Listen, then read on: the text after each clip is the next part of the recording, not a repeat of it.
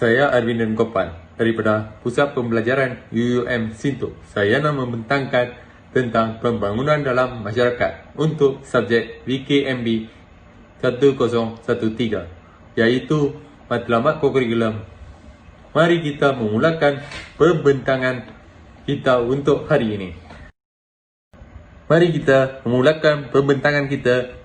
ini.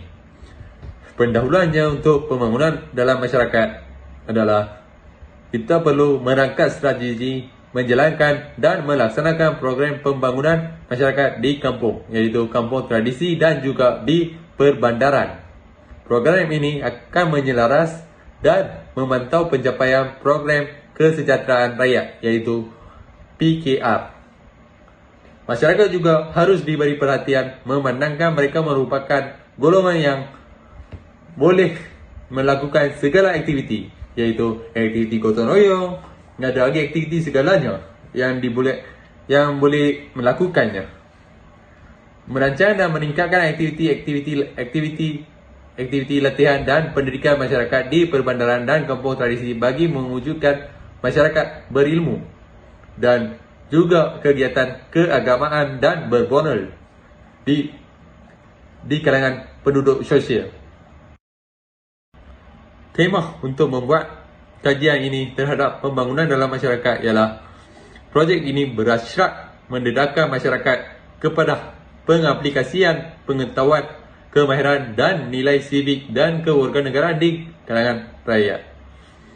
Selain memberi sumbangan kepada masyarakat, ia juga bertujuan melahirkan warga negara yang patriotik, prihatin, berdikari dan bertanggungjawab dan rasional terhadap masyarakat dan negara kita ni.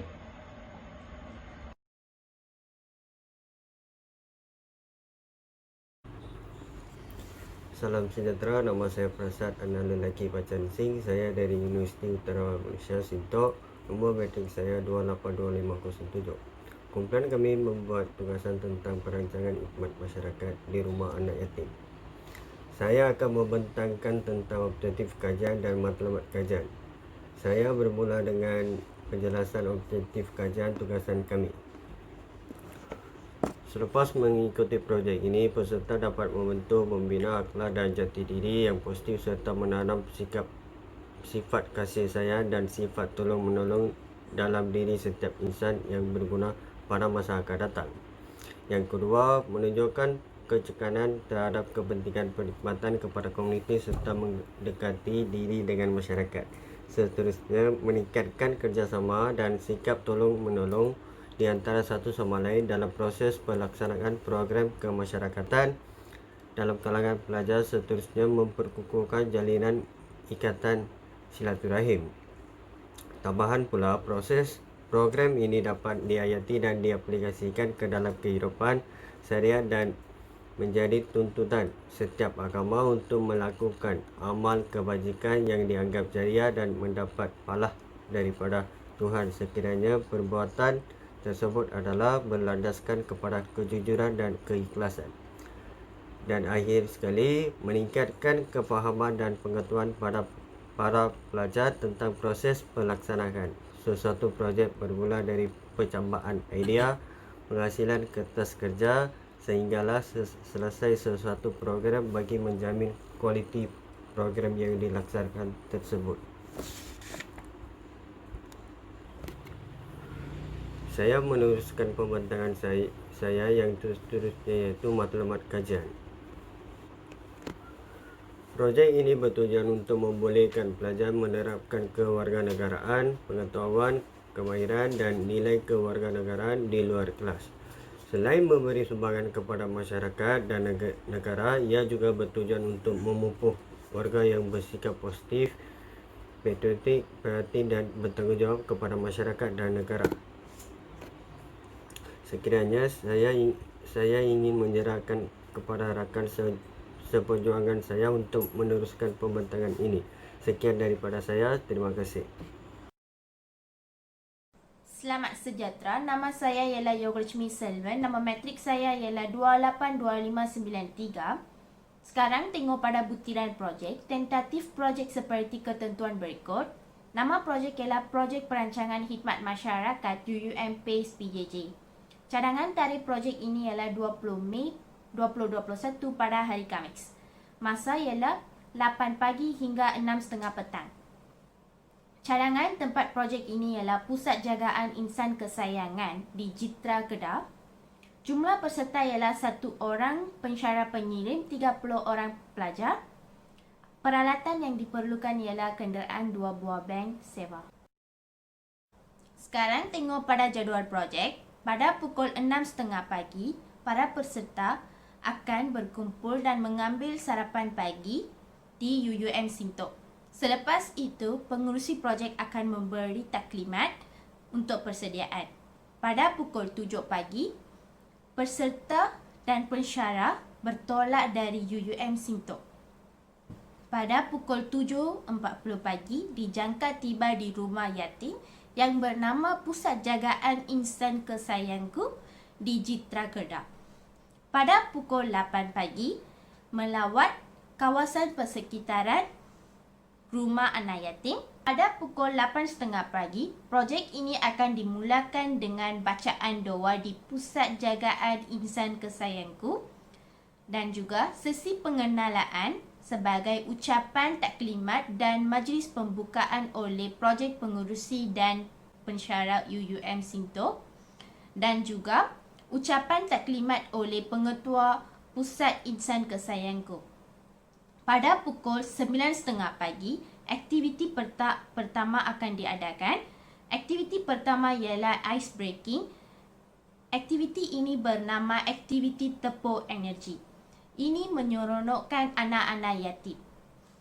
Pada pukul 10.15 pagi, sarapan pagi dan minuman kepada anak-anak yatim dan pensyarah dan pengetua Pusat Insan Kesayangku.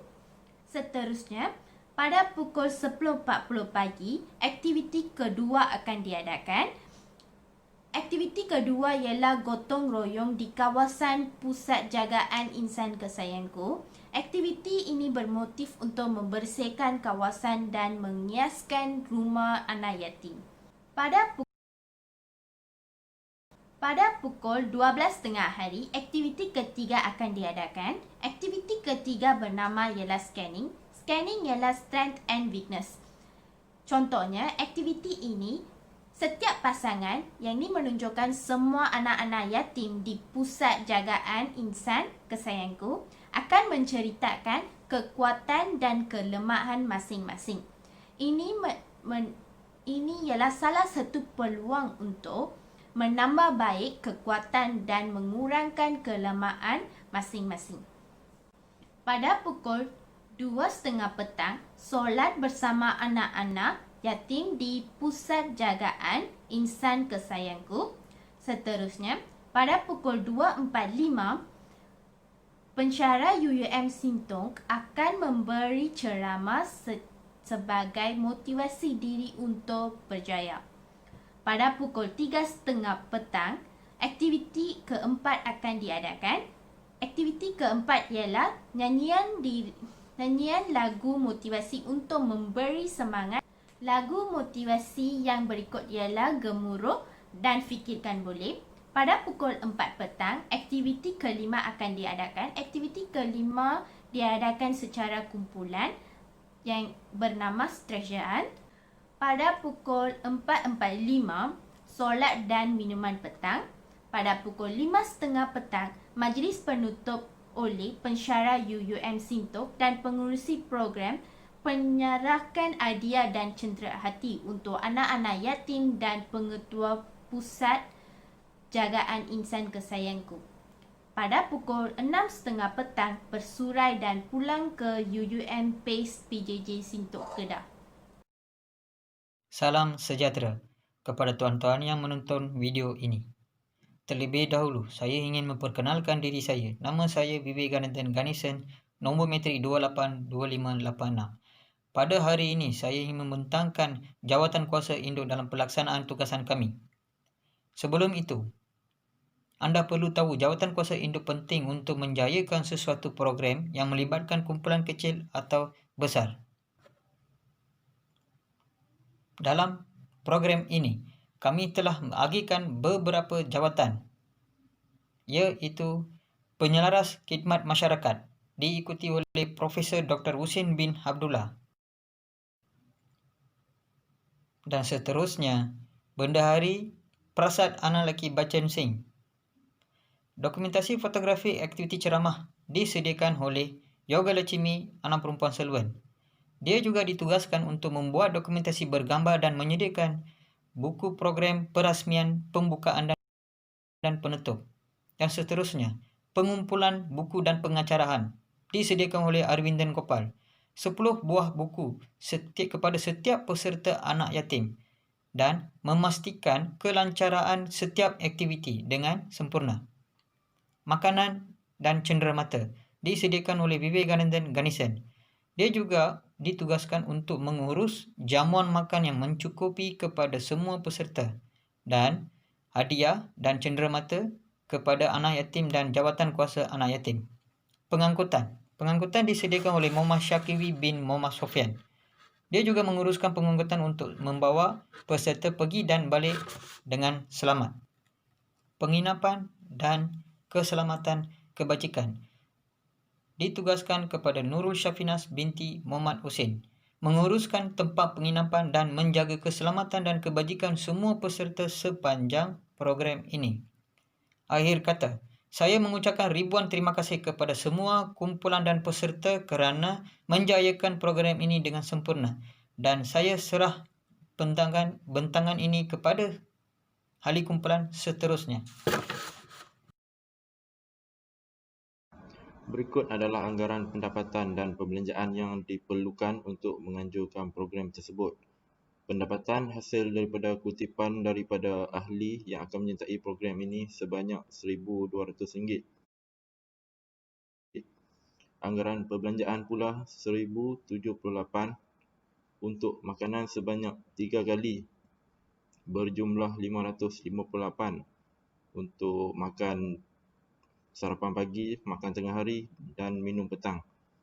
Cenderamata berjumlah RM200 untuk 4 buah hamper, dan untuk pengangkutan RM300 untuk menyewa 2 buah van. Sebagai penutup, kami amat berharap agar program ini dapat mencapai objektif dan matlamat program dengan cemerlang. Di samping ianya dapat mempertingkatkan nilai jati diri dan memberi kefahaman tentang kehidupan anak-anak yatim.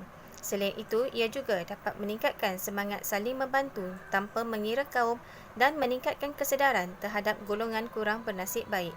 Program ini juga dapat mengeratkan hubungan silaturahim dan memberi peluang kepada anak yatim untuk merasai kasih sayang dari abang, kakak, juga perasaan kasih sayang dari ibu dan bapa.